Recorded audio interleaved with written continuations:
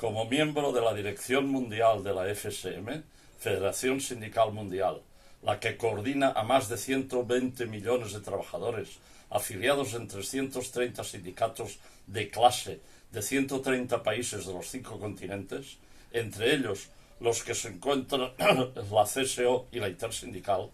y como secretario general de la UIS de pensionistas, es decir, de la Unión Internacional de Sindicatos que luchan por defender los derechos de los jubilados de todo el planeta, mandamos un gran abrazo y un saludo de solidaridad a todos los enseñantes del País Valencià del Estado español que con una larga huelga están luchando para mejorar sus condiciones de trabajo y con ello mejorar también la calidad de las enseñanzas que imparten. Sepan, camaradas, que vamos a seguir difundiendo sus luchas y denunciando al capitalismo que gasta miles de millones de euros en guerras imperialistas, pero niega el dinero necesario para mejorar la calidad de vida de las personas.